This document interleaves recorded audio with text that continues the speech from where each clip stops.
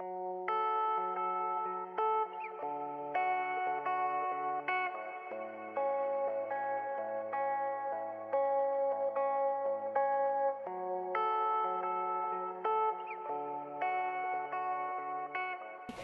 think at this point we should seriously consider not continuing Congresswoman Section Harman, 215. let me interrupt you.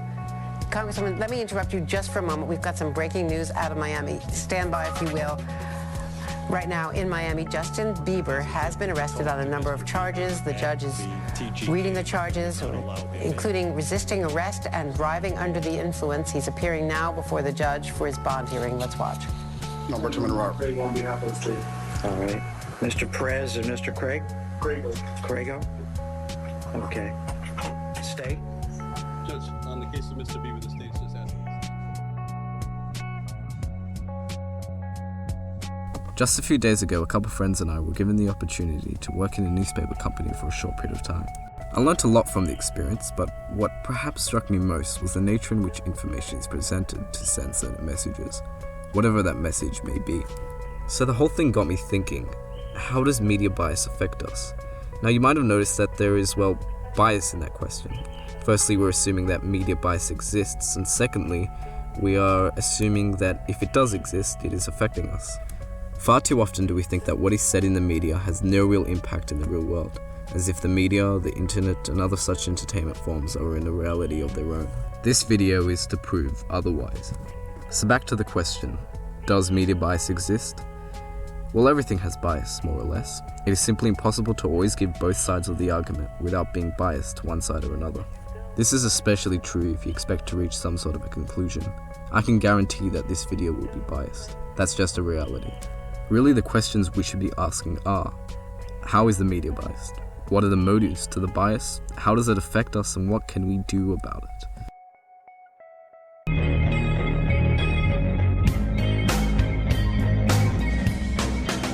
Bias manifests itself in many different ways. One of those ways is corporate bias, when stories are selected or slanted to please corporate owners of media.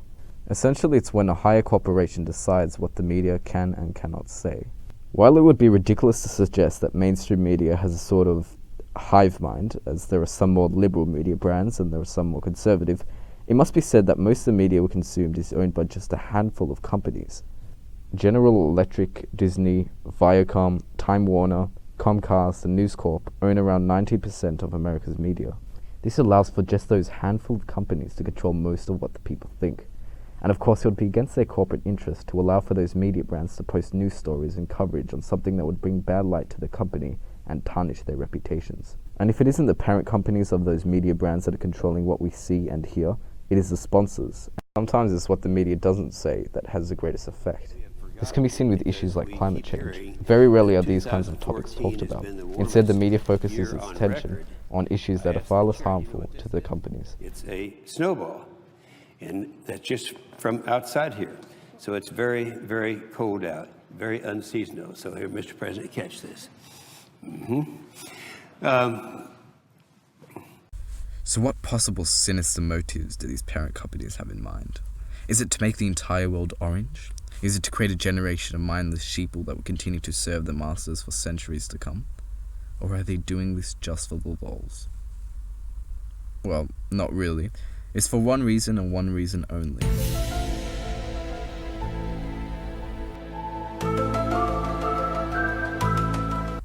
Money. Seriously, pretty much everything in this world comes back to money. There isn't a greater movement behind it. It isn't so that they can control us. Well, at least not really. And it certainly isn't to make the world orange. It already is. The reason is money. That's it. As anticlimactic as it sounds, there isn't a conspiracy to it. It is simply more profitable to protect the reputation of your company, even if it means not talking about the issues that are most important. Now, of course, you could go and talk about those issues somewhere else. I mean,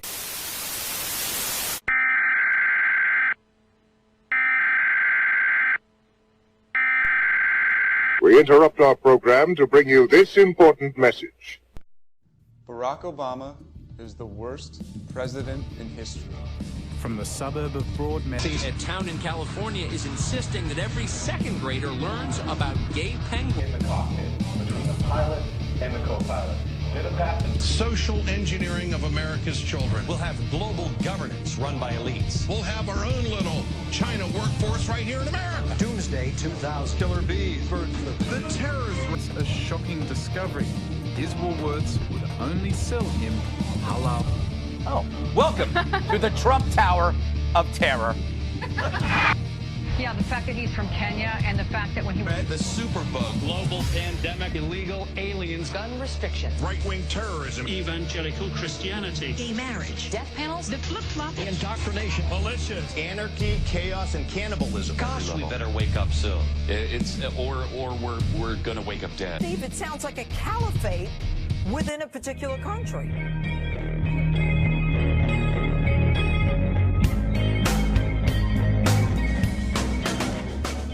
Enter the world of sensationalism, pretty much the most common form of bias in American media today. Sensationalism bias is essentially when small events like plane crashes and natural occurrences are blown out of proportion to attract attention and viewership. Of course, when we take it back to what we said before, more viewership means more money. Anyway, this form of bias is fairly self-explanatory. You overhype an occurrence, talk about it for a few weeks, and find the next thing to talk about. Seems fairly harmless, right? Well, it can be, but when we deal with issues like terrorism, diseases, dangerous animals, and other fears that are played on, that we can see just how harmful sensationalism can be. When people are scared, they tend to act irrational. An excellent example of this was in the summer of 2001, where the world became suddenly obsessed with sharks. It started with a shark attack on a young boy early on in July, and shortly after a couple of other attacks started to pop up. By that point, the media had its attention securely fixated on the aquatic creature. It was everywhere. Fear of the sharks became widespread and rampant. People started to stay away from beaches and other such areas. Shark watches were broadcasted, and for a brief period of time the entire country had their eyes set on one animal. As it turned out, however, this shark epidemic, as it was called, was little less than senseless paranoia. There wasn't an increase in shark attacks.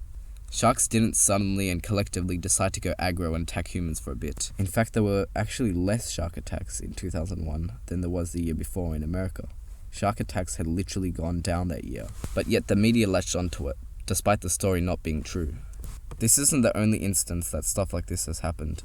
We see it all the time nowadays. We saw it with the coverage of the Ebola outbreak, where despite it being too deadly to spread and not airborne, the disease was hailed as the next Black Plague. We also saw it with the Malaysia Airlines flight, where big budget news outlets turned into the History Channel for a few nights and theorized what on earth, or out of earth.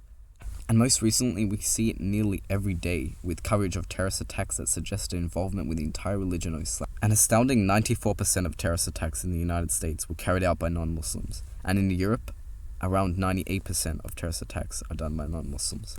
Why is it that we see disproportionate coverage of these sorts of stories? We are led to believe that all terrorists are Muslims through the media's dramatization of terrorism. So when a non-Muslim person does a similar thing, it does not fit the already developed narrative, and the story is instead ignored or rebranded as something else. We can see this in how terrorist attacks in Muslim and non-Muslim dominated countries are covered, where attacks in Western countries get breaking news status, but attacks in Arab or Islamic countries barely get any recognition. Hate for the religion of Islam is at an all-time high. A staggering 50% of American voters think a temporary ban on all Muslim travelers into the United States is okay. And just as many are okay with having additional law enforcement in Muslim-dominated areas. Ask you a question. I do not believe in, I can't trust Obama. I have read about him, and he's an Arab. He is not, no? No, ma'am. He's a decent family man, citizen that I just happen to have disagreements with on fundamental issues, and that's what this campaign is all about. He's not. Thank you. We're seeing stories about terrorism pop up in the media all the time. The thing is, this doesn't actually reflect what's going on in the world. We humans have a bad sense of danger. I mean, you're literally 15 times more likely to be killed by lightning than you are a terrorist attack. And you're 23,528 times more likely to die from obesity in the United States than from a terrorist attack. You're far more likely to die from things like cigarettes, beer, swimming pools, the police, bathtubs, toilet bowls, deers, furniture, fireworks, toddlers, and pillows than terrorism, and the list goes on. When people are constantly battered with dramatized news stories about Islamic terrorism, the extrapolated fear of Islam and Muslims becomes widespread. And when people are afraid, they tend to make irrational decisions. So why is it that an event so improbable you need scientific notation just to write down is constantly being broadcast and publicized? The answer is money. Stories about terrorism and terrorists, they make people feel scared.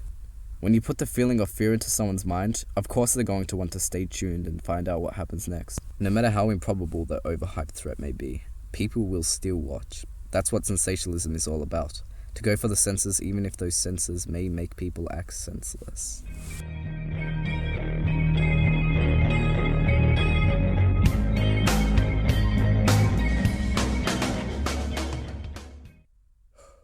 Okay, deep breath. We've gone through some of the ways that mainstream media can be biased, and we've seen what the motives behind the bias are. Now the question that still remains is, why should we care? And if we do, what can we do about it? Well, we should care because it affects us. Sure, we aren't sharks or terrorists, and you're likely not an Ebola victim, so why does it all matter? Well, the human civilization is a civilization that values information highly. To us, knowledge is everything, even if you don't believe it. We judge and make opinions of things all the time. Now, usually we try to base those judgments on information and knowledge, but what happens when that knowledge, well, isn't true? I said I'd try to show how media bias affects us, but the truth is, it's unquantifiable. Now, I don't want to be sensationalistic, acting as if it's the biggest problem facing mankind today.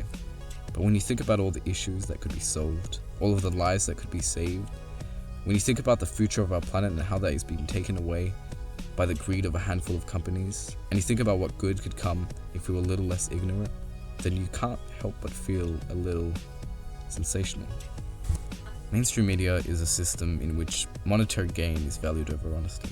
While of course more trustworthy news brands will receive more viewership, trustworthiness does not always equal the truth. To be frank, there's very little we can realistically do about this. It seems like the best thing you can do in this situation is realize that bias exists. Bias isn't always a bad thing though.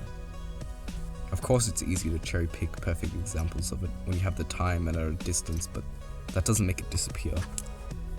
Now, just remember, judge what you hear and know what you fear.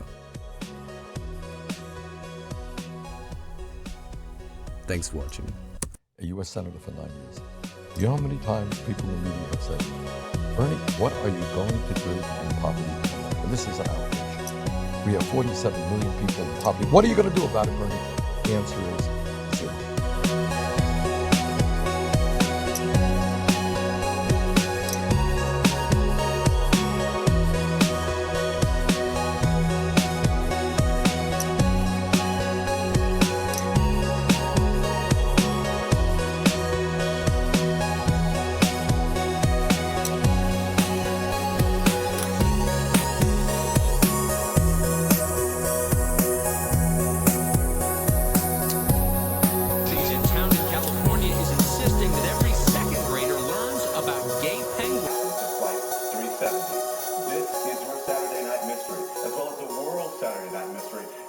Unravel it, string by string, piece by piece, and try to figure out exactly what happened.